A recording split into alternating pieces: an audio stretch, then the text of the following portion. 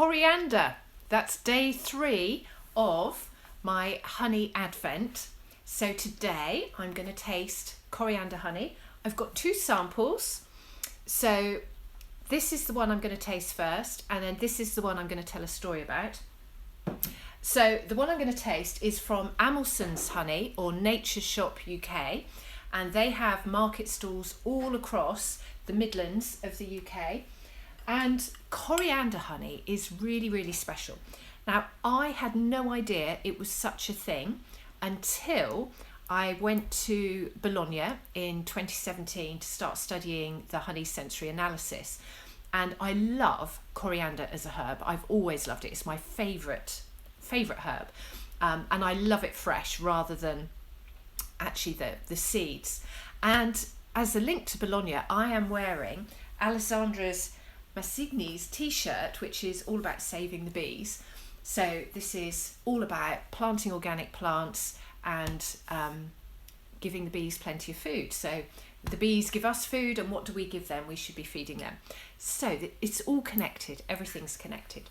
So this is coriander honey, and it's a really interesting one because it smells not that attractive. And if you have the coriander seeds and you crush them, there's a hint of that in this. But when I was studying this in Bologna, and I attended the first English speaking course, and there weren't a lot of English speakers on the course. There was me and Laura Stadler from Scotland and an American lady. And other than that, it was all Europeans.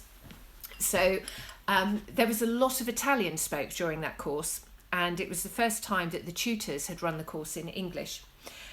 And when they were describing the smell of this honey, they kept coming up with chimichi. And I was like, what is chimichi? And I was Googling it and trying to find out what it was, and no one knew of a translation. And in the end, they got to the bottom of it. It's a stinky bug. So chimichi is this bug in Italy that when you squish it, it smells. That's what coriander honey smells like. But the taste,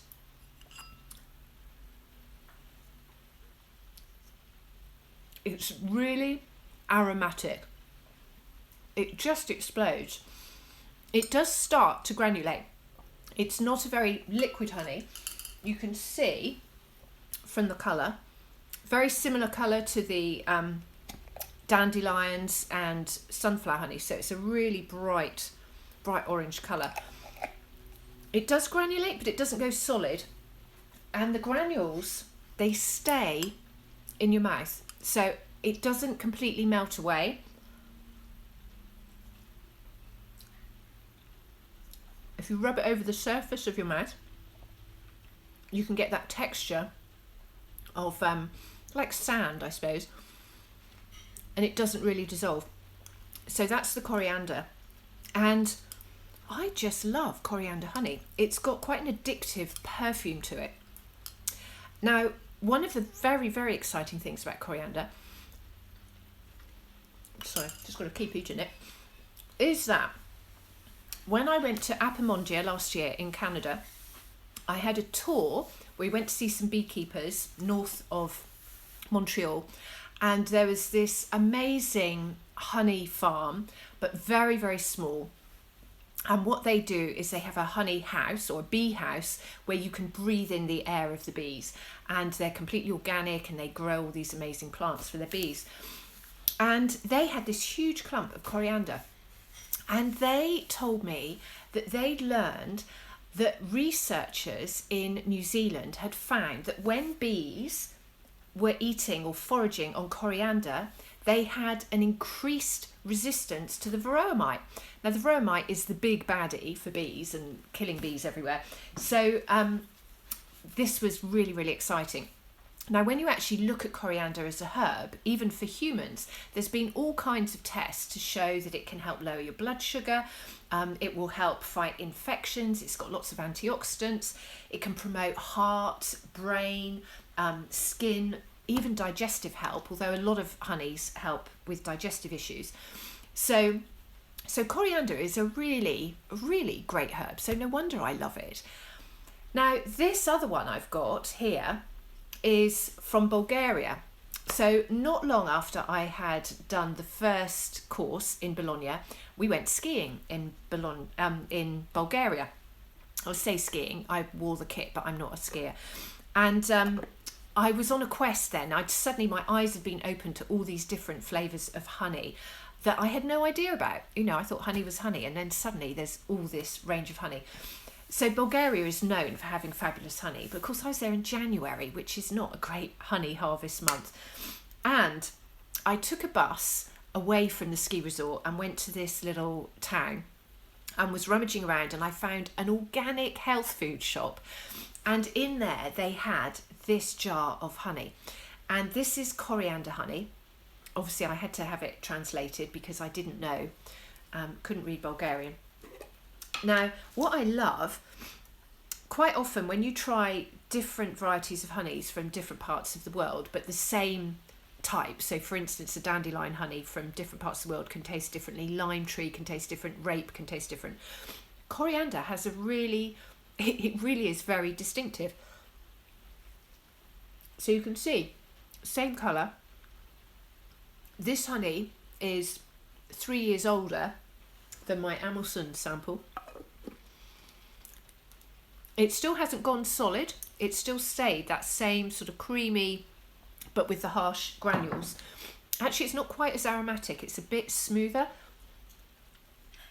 So I would say perhaps, actually no, it has got that flavour, the stinky bug, but it is aromatic. It's perfumed. So that's the real thing. If you're tasting a honey and you have this real, gosh, it tastes like you're eating perfume, then it's a good chance it's coriander.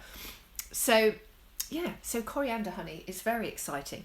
Now, this is what's interesting as well when you look at the size of the jars.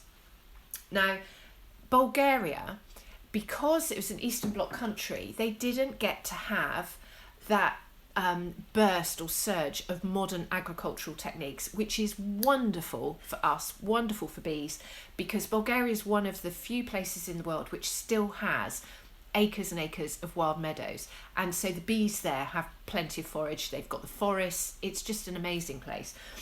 And I will taste another Bulgarian honey that I managed to get from a beekeeper on another trip that we had there. But it's the size of the jars. That's what's shocking, is on the side of the road when you're seeing people selling honey, it's all in these kilo jars. Whereas we just don't have enough honey to be selling it in jars that big. So what does that say? So if we can feed the bees, then they will return with an abundance of honey. So this is the importance of planting plenty of flowers for bees.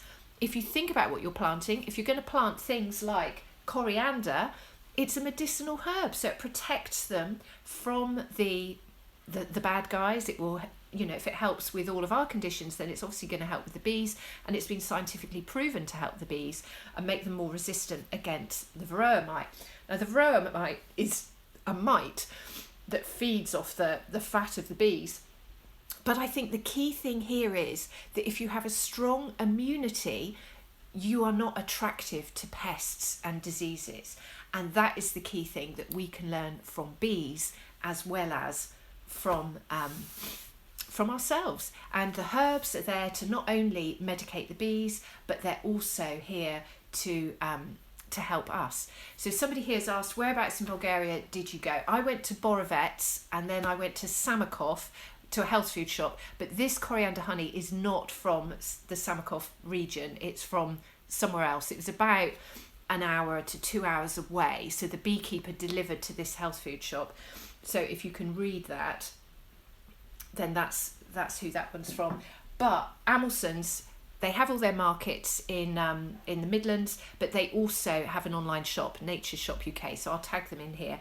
And this is superb, absolutely excellent. And they have such a huge range of honeys. So I'm going to be tasting some more of their honeys over the next few weeks.